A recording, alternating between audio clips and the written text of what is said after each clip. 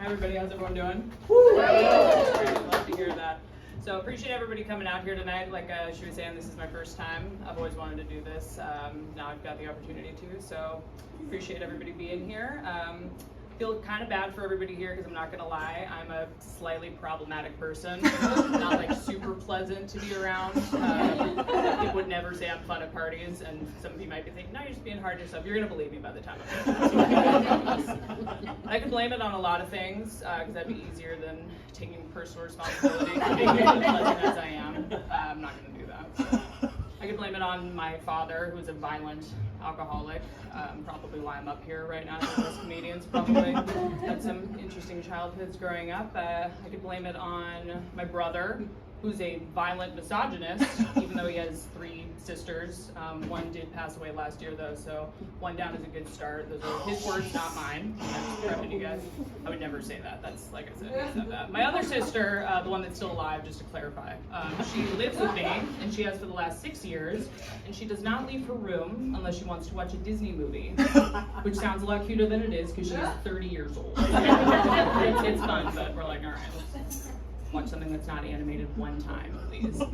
I was misdiagnosed as bipolar 10 years ago, so that was fun. I love telling people that. Everybody usually shies away when you say the word bipolar, but I got re-diagnosed about 9 months ago, and it turns out that I just have autism, like every other millennial on the internet. So I got to spend 10 years thinking that I was crazy, and it turns out I'm just trending on TikTok. Honestly, I'm not sure which one is worse. I'm not really psyched about that either. I haven't been in a relationship in a really long time. I don't know why, but yeah, it's been probably about 5 years at this point, and the last serious relationship I was in was with somebody who was twice as old as me. Met him when I was 20, and he was almost 40, so really healthy situation.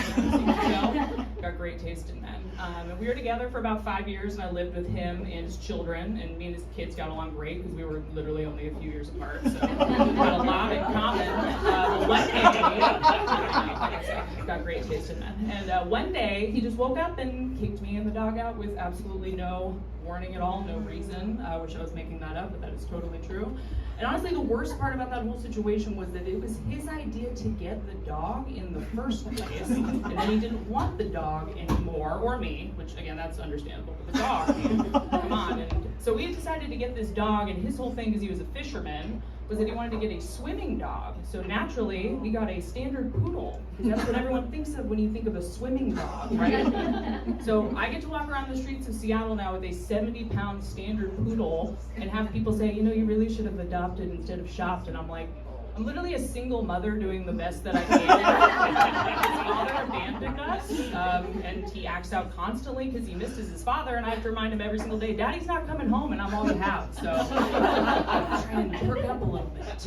Yeah. So again, like I said, not super pleasant. Don't like a lot of things that other people like. I pretty much only like problematic or universally disliked things. Have my whole life. Like, favorite animal since I was a little kid has been spiders. My mother, who's in the crowd, can attest to this. I love spiders. Any spider fans in the house? Woo! I was not expecting that. All right, cool. That's great. I love that. That's awesome. They eat other bugs. Thank you. Yeah, exactly. And they're cute. I like them. Yeah, I like them a lot. I even worked with them professionally for 5 years, actually. I worked in exotic pet stores. I got to take care of tarantulas and spiders, and I always loved trying to talk to people about this, and I always say, think of any kind of spider you can, and I probably raised one, and I get the same answer every time, which is, I can't think of a single kind of spider, and please stop talking about spiders. Everybody likes to hear my spider stories. I know it is sad. I love them, but it's fine. I'll just keep that to myself. Just put that in and bury it deep. Okay. I also love baseball. You can probably tell by looking at me, I used to play softball. So,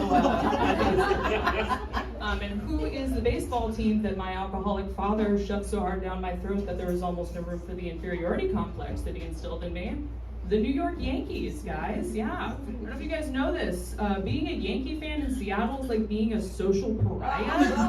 Everybody hates them. My very first Yankee game, I was 8 years old, and I remember walking out and getting called Yankee trash by a grown man. Yeah.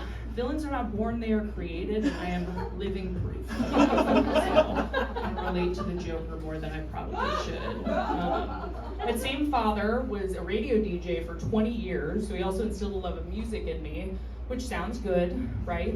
Not so much. For the last 10 years, my favorite artist, because of being drawn towards problematic people, has been Kanye West. Yeah, seen him live, kind of thought he was the second coming of Christ during my more manic days when I thought I was bipolar. I was like, this is just a bipolar episode. He's totally Jesus Christ. I believe him. I know where he's coming from, guys. You just don't know him the way that I do. And everybody knows that. Everyone knows how much I love him. So during this last year or two, when he's gone really, really off the deep end, even for me, I've had people ask me, they're like, you don't still listen to him, you don't still support him. I'm like, I don't support him, but obviously I still listen to him. I started with my generation, I'm gonna still listen to him. I just block him on Spotify when other people are in the car so they don't see him come up on shuffle. Explain that to strangers. Sorry about that. And movies are probably my all-time favorite thing. I'm a huge fan of film. All my tattoos are references to film. Nothing brings me more joy than watching movies. And some of you might know where this is going, but my favorite actor, again, not making this up, Kevin Spacey's been my favorite actor.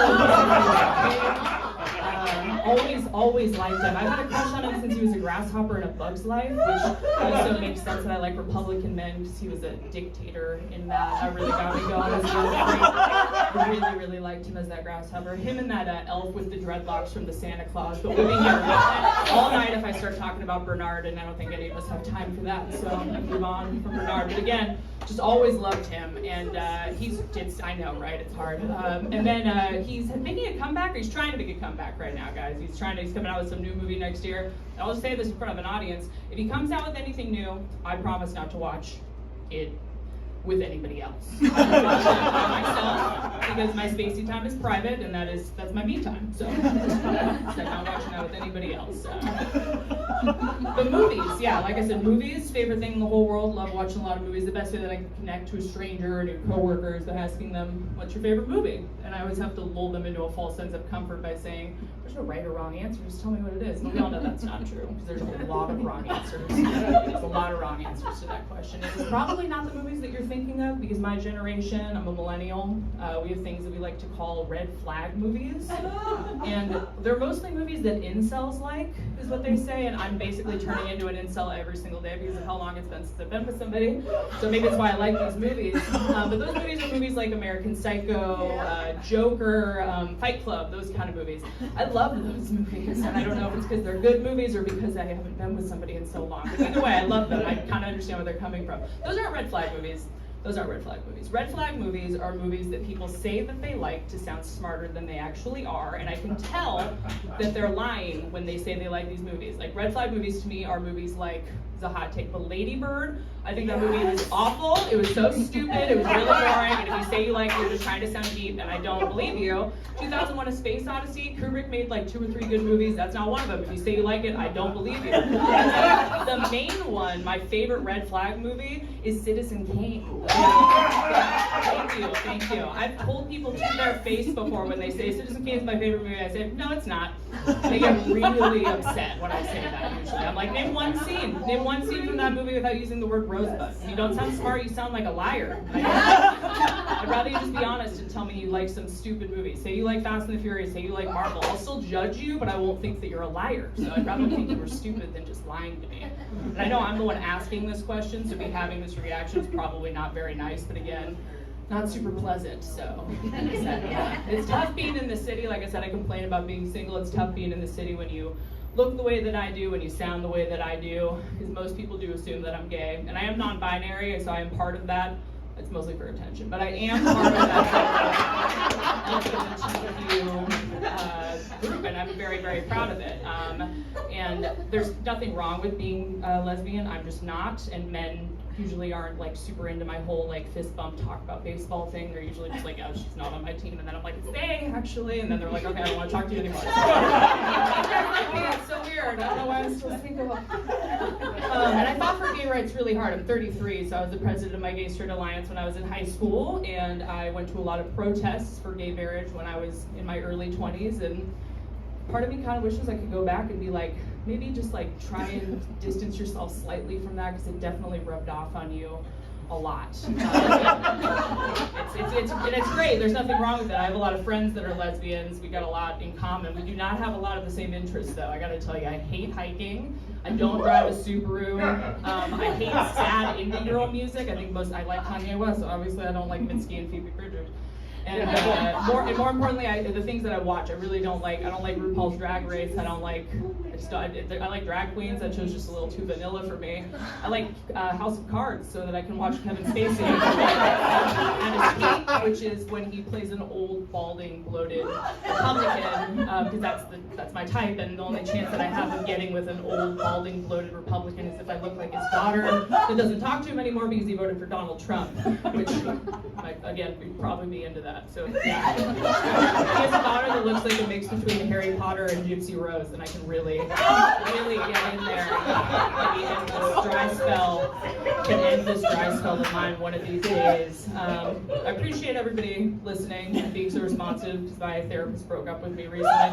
She was like, "You're doing fine, I don't think we need to see each other anymore." And I'm like, "I think you just don't want to talk to me anymore." So I appreciate that, but I will leave you guys all with this. If any of you have a father you don't talk to anymore because he voted for Donald Trump, can I please have his number? I'm like a really, really good stepmom. Just please don't kick me in the dog out again.